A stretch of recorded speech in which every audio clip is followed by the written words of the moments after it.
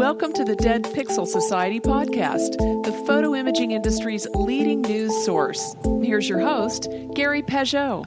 The Dead Pixel Society podcast is brought to you by MediaClip, Photo Finale, Advertech Inc., Got Photo, and the IPI Member Network.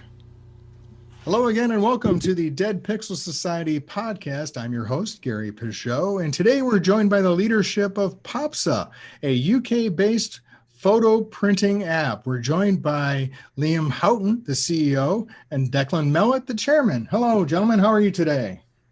Hello, very good. Thank you. How are you? Great.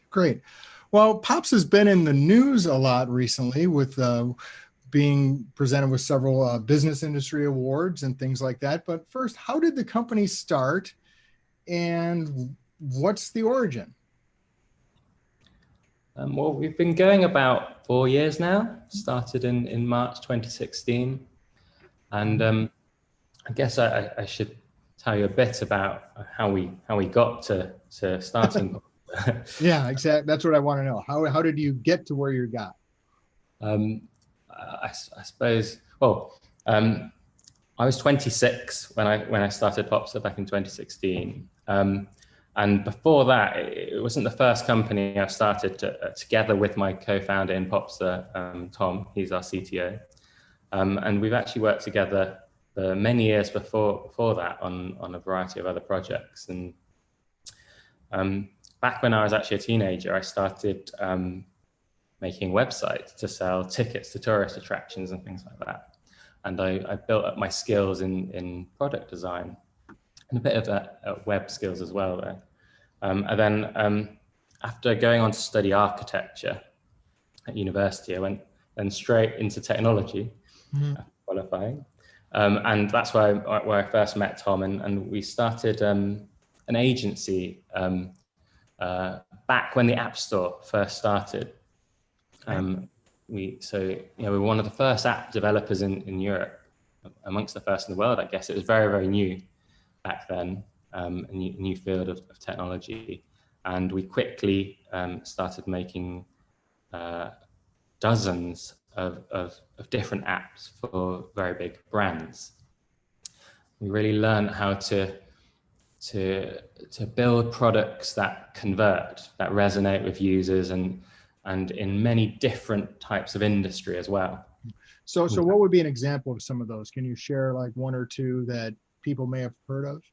Yeah, well, back in that's a third time ago now, but one example would be that we did a joint venture with Ferrari. Okay. Back then I'm doing one of the very early era of augmented reality. And we did an app that allowed people to see Ferraris in AR by converting a banknote into a Ferrari. We used the banknote as the target because we wanted something that everyone would have in their pockets rather than something you have to print out. Right. That was the case then. So that's kind of one example. And yeah, we worked with lots of big brands like that. But very soon we kind of realized that it'd be kind of nice to be our own clients instead of working with other clients. And we started then building brand new companies from scratch, new brands, new ideas, all based on technology still. And so that then for about 5 or 6 years, we ran an incubator of startups here in London. And from that point, it was a fascinating journey. We started more than a dozen new companies, and many which are still going today.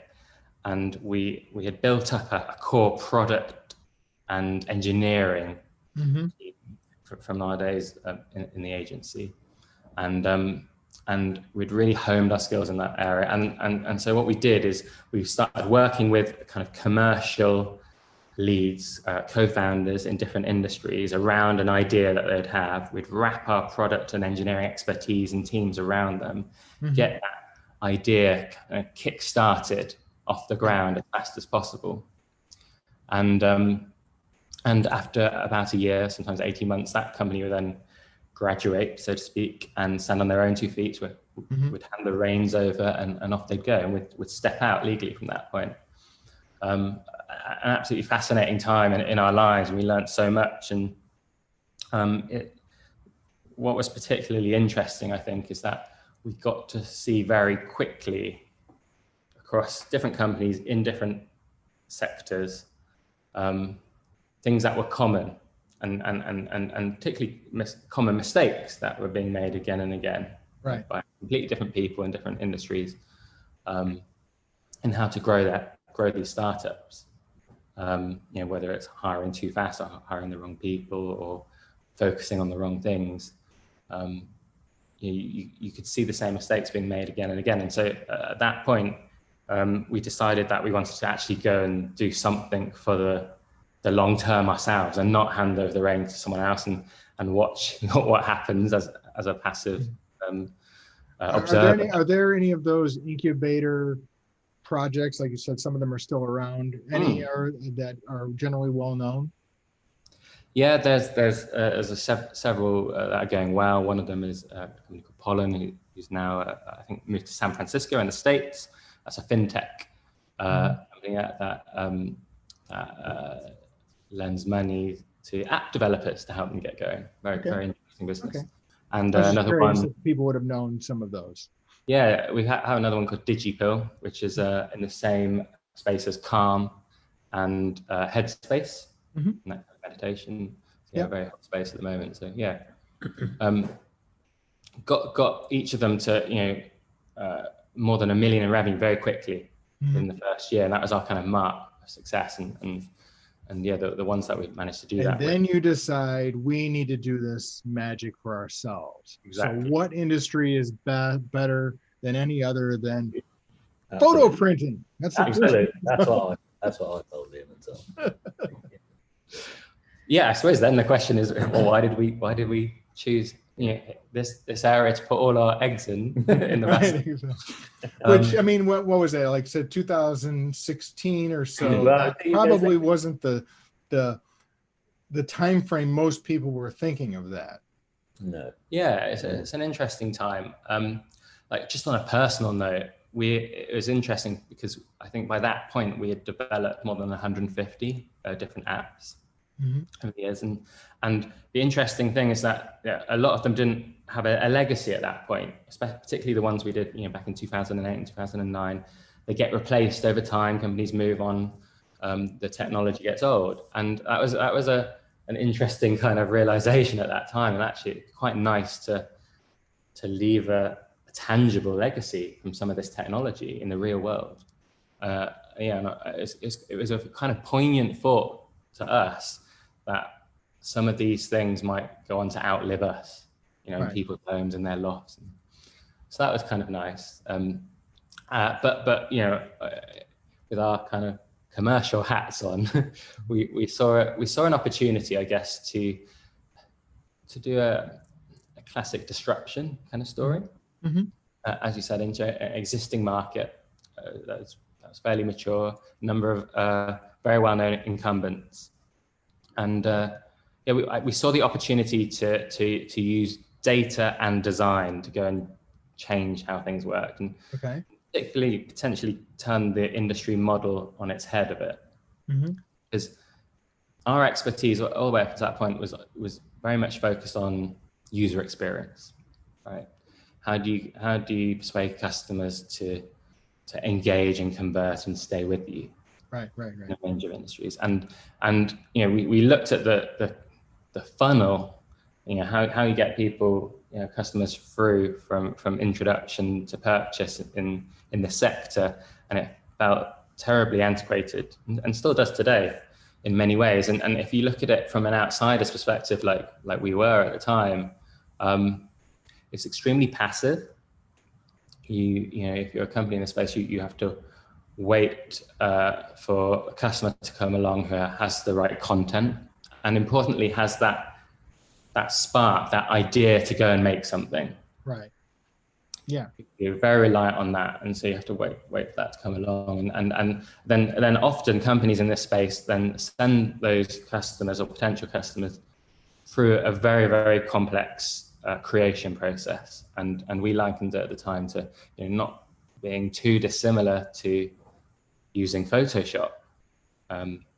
Hundreds of buttons, options, very complex user journey, and we knew a few people in the space running small companies, and they were saying how much abandonment there is, particularly in photo books, something like that. Yeah, it's always been very, very hot, and I think you've hit on a great point.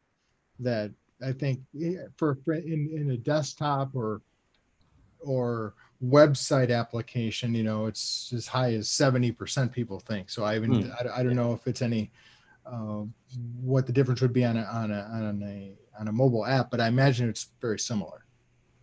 Yeah, in many ways, you can lose more people along the way in theory because of the App Store wall. You have to get people to download an application. You can't just get people to give a go in passing like you can on the web. So there's even more kind of headwinds in many ways. But yeah, we saw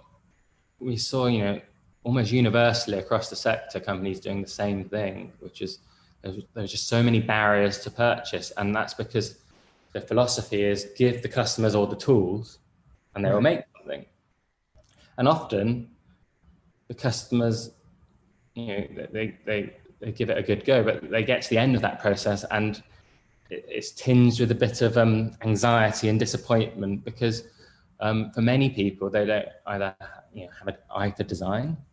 Right. Some people do, are gifted like that, but although they might not have an eye for the design themselves, they know when something is beautiful or not. They just don't know how to fix it or get to. They'll know it when they see it, right? Exactly that, and that leaves an awful lot of anxiety. And likewise on the technology side, most people these days are comfortable with apps and websites, but nonetheless, when you're presenting all these buttons and options and tools, which are very complicated to use, then there's a lot of anxiety there as well about. We did some early customer interviews, and anecdotally, the thing that was coming back was, I didn't want to do anything when I got into this process because I thought I might mess it up. Right. But I might break things. It's funny, that's a very common feeling among people in photography. Even back in the analog days, Kodak did some research, which was people always felt that if their pictures didn't turn out, it was their fault. Yeah, it's a confidence thing. Yeah. Yeah. So you've hit on a great point. Yeah. And if you keep having moments like that throughout that creation process, then it's not a surprise that not very many people get to the end of that. And of course, if you're a company trying to sell a product, then you're relying then heavily on your user to get to that process and feel very satisfied by the end. Yep. And so we thought, well, we're back in 2016, we're at a junction where data science is starting to come into mainstream, awareness, and AI and machine learning, and we'd seen before it kind of got to the hype really came in, how there was an opportunity here because of where we were in the technology cycle. We're just getting to the stage now whereby you can do a lot of processing on the mobile device itself. Right. You do not need to sync the entire photo library up to the cloud to derive and find significance in the data. Yeah.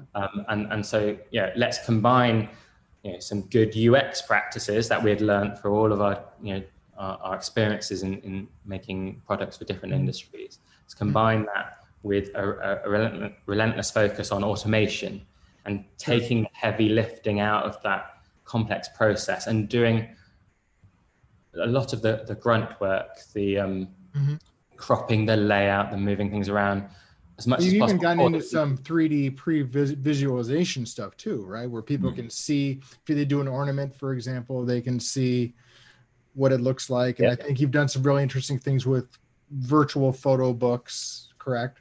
Yeah, exactly. And that's a more recent innovation that we've launched in the last year. And it's about making all of the decisions along the way in that funnel, making them seamless, easy to make. Because again, there's a lot of anxiety. We're a new company, relatively new company in the space. People using us for the first time.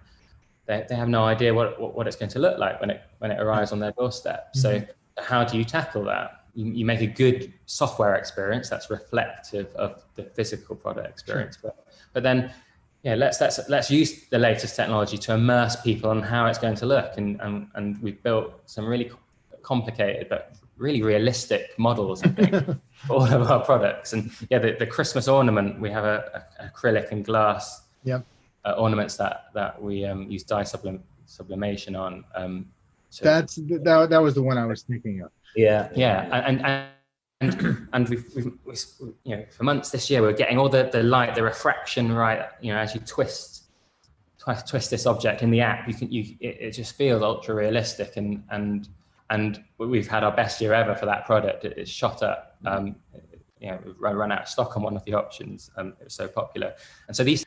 So Declan, how and when did you become involved with the company? Because you have a more traditional photo industry background. Can you share that a little bit? And very much so. So I joined the industry back in '93. Joined a company called Standard Photographic. They're based in Leamington Spa, in the centre of England. And traditionally, we cut colour paper, we process D6 films. So traditional photographic. We were a supplier to the industry. Worked with 3M on their private label film. I was working for a company, a London-based financial printer, and they were looking to get into our market. And I came across Popsa. They were at a Xerox printing event exhibiting in Prague, in the Czech Republic. And it was at a very early stage, the MVP of the app. And I reached out to Liam and said, "Can I have a contact? Can we have a meeting?" I was actually trying to get the printing. Right, I was thinking you're probably more of a traditional. I can print this, but I was But I did some research, and because you could class myself as you call me, a traditional industry person. What I really liked about the app, and it was still very early days, was that that Popsa had come, or Liam and Tom had come from a point of view of the customer user journey rather than traditionally in the industry. We sold our business, Standard Photography, we sold that to CV in Germany. Sure. So we always used technology to fill up our printing machines. That was the use. Exactly. We were factory led, and this completely was different to what I'd seen before. Right. And I had the meeting. I didn't get the printing, by the way, because it stayed with the incumbent. But I asked after the meeting, I gave my background, said I'd really like to get involved. We had no money. There was bootstrapping the business. And that they obviously liked me. I kept in touch, and they got the app going. And then we got involved in June 2016. Mm-hmm. But there was we had to raise some money, and it was just as the UK voted for Brexit. So it's sort of that.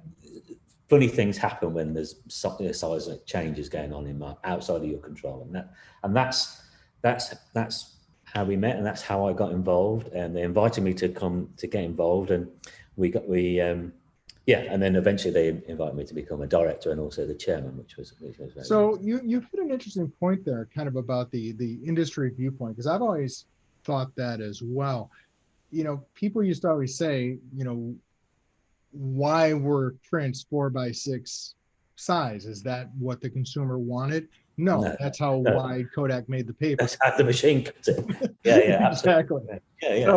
So it was very, like you said, factory driven. It was not consumer driven, even though Kodak and Fuji would always say, we've got all this consumer research.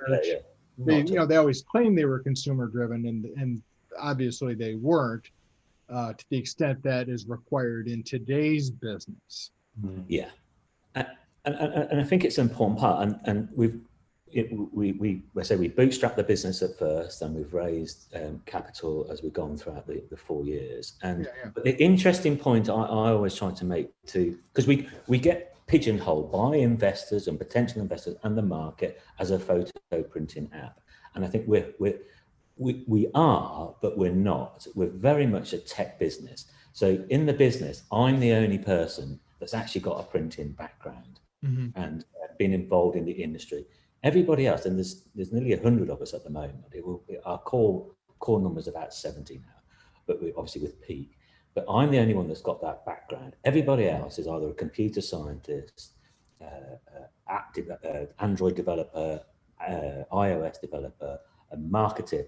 There's nobody from within the industry that's come to. And I was talking to some of the incumbents, the CEOs of the incumbents in our market. I said, we are not a printing company.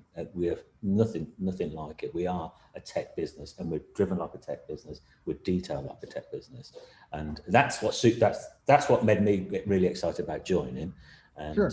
Getting involved on the way.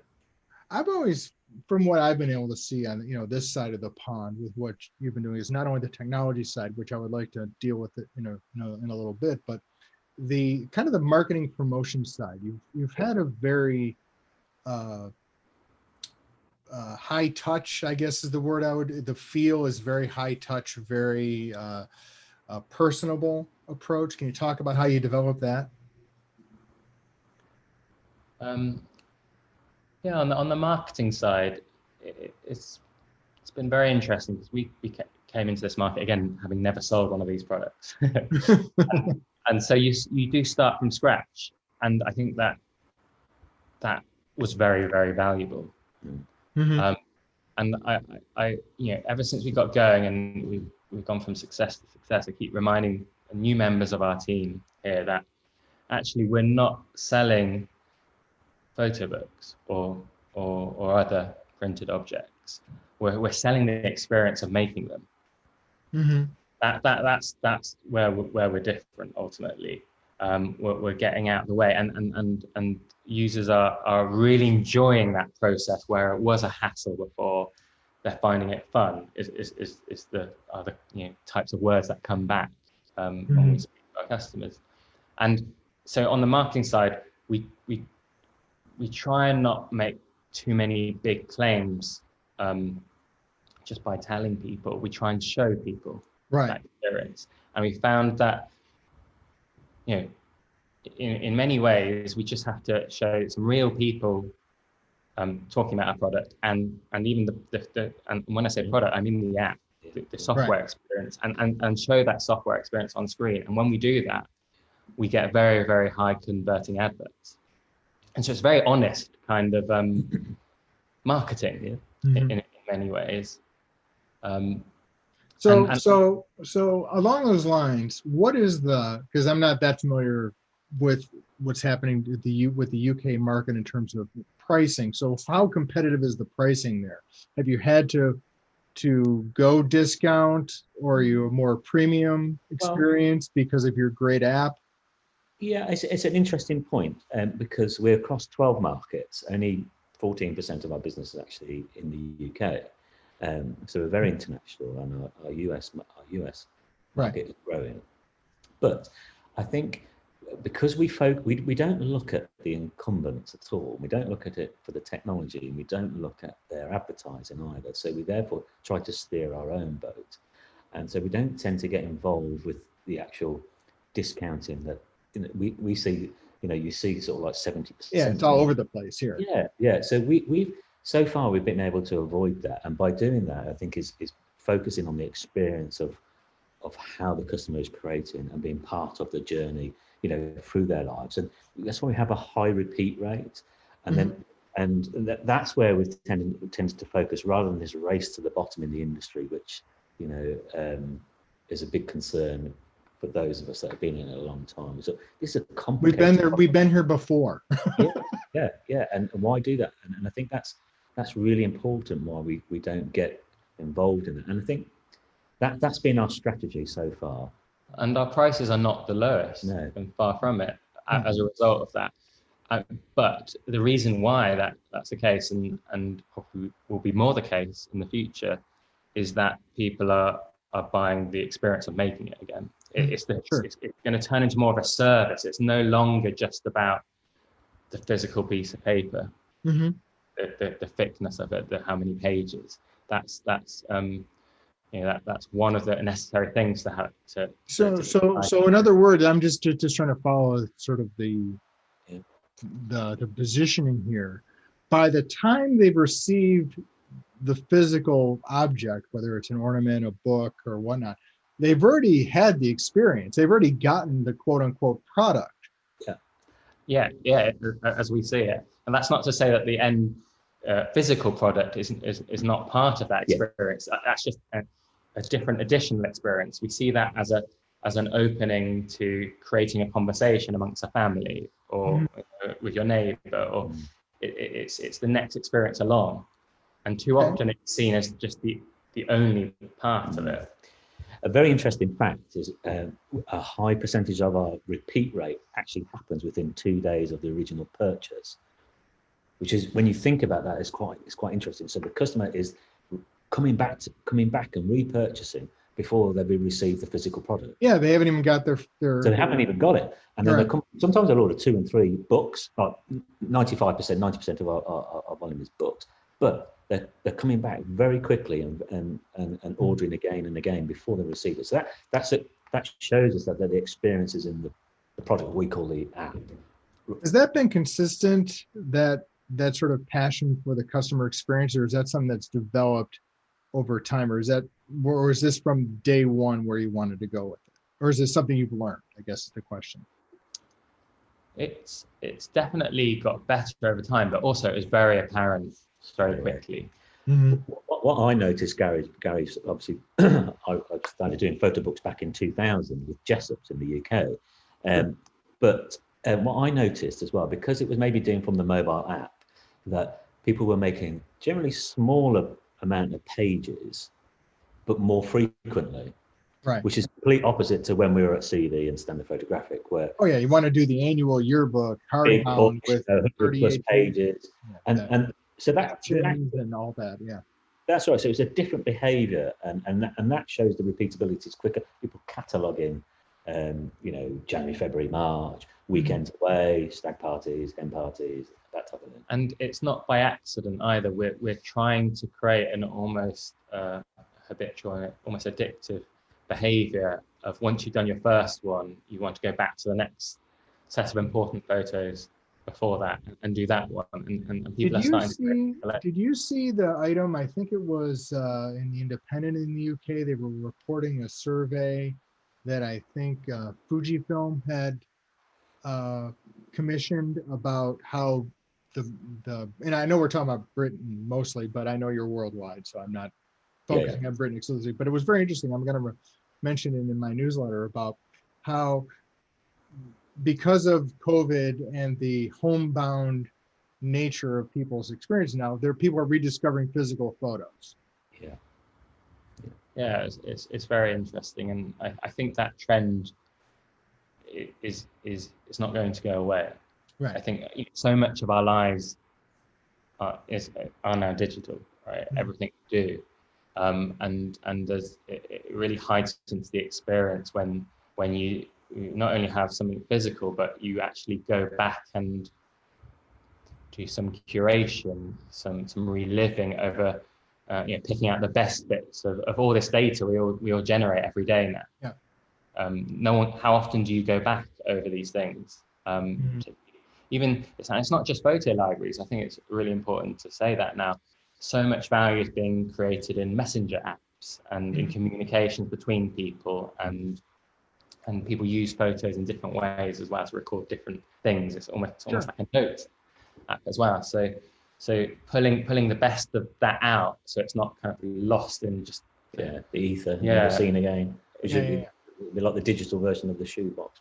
It's becoming more and more important. Yeah. And I think, especially when companies like Facebook and are focusing more on the WhatsApp and that hidden communication, it's so important that that we are the other side of the fence, showing that you can collate and you don't forget about your memories. I think that's really important. Right.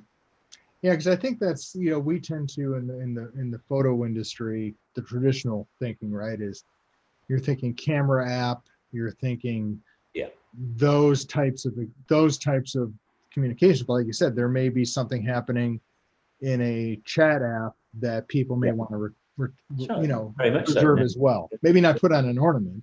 Yeah. Well, but I think that's becoming people are exchanging. We've noticed that with our customers, that the collation, a lot of the collation actually goes on between friends via WhatsApp first, and then somebody actually creates the Yeah. So that ecosystem is happening before it's actually come to, and that's something that we want to look into. So I promised we would talk a little bit about the technology, and now we're at that point. So you've got a nice part on your website regarding your platform. Can you talk a little bit about what your objectives are with the platform? Is it to, license it or share it or have other people work with it? What's the objective with that? And you can talk about it in a nutshell. Yeah, the platform we built is very much a bespoke bit of technology that we've built from first principles. Mm-hmm.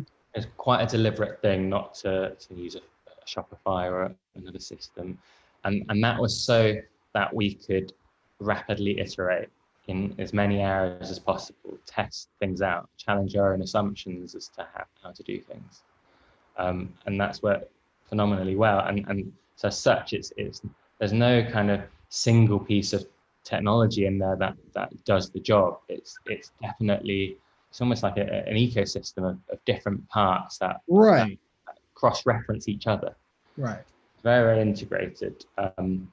Mm-hmm. integrated into all the other parts of our business.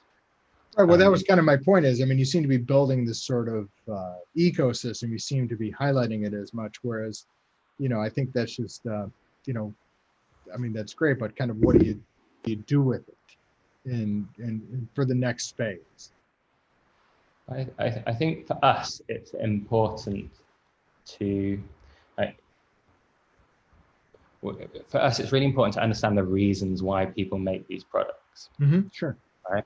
And so we're trying to build a platform which responds to those kind of deep-seated reasons. It could be, subconscious thoughts such as I want to impress my neighbor, or I want to be a good parent, or I want to crystallize who I am as a person and the values of my family. And when you start thinking about it on that level, rather than how do we design this page of a photo book, right? Then, in my opinion, you're building an awful lot of value that can be redeployed for many different manifestations. Sure. Of that content, and Mm-hmm. and physical products are one of them. But we're deliberately designing the platform to have a much wider potential future than that, mm-hmm. and so that it could be really interesting digital products in the future. Sure. Can we build a beautiful web experience that pulls the animations out of your photos, the sounds that are now saved with your photos, sure, and tells, importantly, a big theme for us is narrative. Mm-hmm. So what we want to do is try and create artifacts of any kind that are more than the sum of their parts. Okay. So it's not just a list of photos, your photo grid from your phone printed out. It's actually, how do we pull out the meaning of what's going on in those photos and tell the story of your holiday? Is this your own AI you've built, or is this all custom built? Yeah. It's all, because there's a lot of people working in that area. It seems like AI and photo working on context is one of the hot spots right now. It will be a great innovation, I think, when it can become more widely in use. I just think right now it's a little, the technology is there. I'm not sure the adoption is there. I think we're still in the very early days as well. I think we're in a situation where as you said, the technology is there, it's possible, but we're not yet at a situation where it's properly being applied to these problems in detail. And that's what we're trying to do. That's what we've got a lot of prototypes, in the works at the moment. And the aim of those is not to reinvent the wheel in terms of new types of AI. Right. It's to use existing machine learning concepts in such a way that the results of one process, which might be to detect significant events in your photo library, and that gets passed into another process, which might try and automatically generate the appropriate title that sums up, those events in a very human way, like Mother's Day or my 2 weeks in Florida, something like that. Yeah. And then that you might pass other bits of information about the people in the photos and the relationships of those people, between each other, which might influence those other things as well. So it's about creating that system that all works together. And then if you can get to that far, then you can actually produce something that has very high perceived value out of the other side, instead of just some raw information. So there's a dog in this photo. That's not useful by itself. Right. So we're at that stage where we need whose dog is it, and who is that? What is that dog's relationship to the other people in that stream of images? Yeah. Is it your dog? Are they still with you? How often do they appear? How significant does this seem to you? We have to start, analyzing that and coming to some conclusions. And how do you do that in a non-creepy way, right? Because there's certain exactly. right now. Yeah. What's that? I think part of the answer of how you do that in a non-creepy way is that you don't do it in the cloud. Right. That data stays. This is not our data. This is customer data, and it should stay on their devices. Yeah. And the analysis and any processing that is done needs to be connected to some value you're giving back. Right. And for us, we don't make money off advertising. We've got a direct relationship there that if you opt into a service that recognizes faces, then we might be able to automatically generate an album of you and your mother for Mother's Day. So there's a very honest, direct relationship between those things, it allows us to build good trust and rapport with our customers in that way. Yeah, because I think consumers are becoming more and more aware of how valuable their data is, and they may not be as comfortable letting other companies monetize it as know. Yeah. See, how we're monetizing the business at the moment is by the books, the products. Sure, but that's a very transparent. That's right. It's an open relationship. A very transparent, very open transaction. Definitely. You give me your bits and pixels, and we give you a book. Yeah. I think one of we talk about it here is that this industry has always been in a very privileged position because we've always dealt with the customers' images. Right. The grief we get if there's a crossover or a problem, and it used to be even worse when it was silver halide because you would lose it, it would be gone. But so there is always that honest relationship, and if you are honest with the customer, they'll respect that. There's respect from both sides, isn't there? Sure. I think that's what we really try to home in on, and how we're dealing with it, and how we're bringing customers along on the journey. Yeah, but you raised an interesting point where I think there is some value kind of to the traditional business approach of the photo industry, because there's always been that sort of trust that if you sent away a roll of film where you uploaded some pictures to a website, they weren't going to do something else with them. Yeah. Right. You were going to get your products back, and they weren't going to, and if they did, it was a violation of some sort. It wasn't, that's what they got to do so they can provide you the service. It was like, no, that's not at all what they should be doing.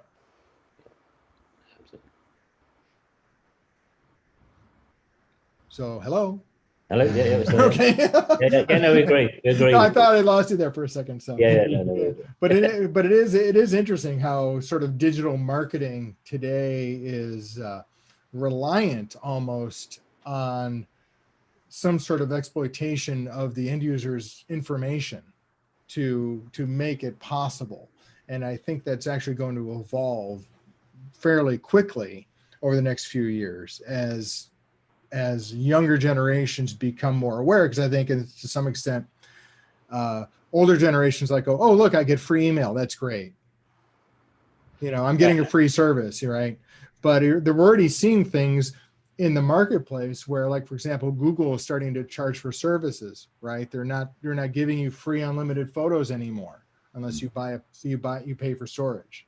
Yeah, you can see the direction it's going in. I think that's a reaction to the awareness on it, and hopefully that awareness in time have greater maturity and sophistication, and a halo effect actually for all the people like yourself, right? Yeah, it's important that people understand what is and what is not happening as well. It can sound scary, and more often than not, it's very innocent.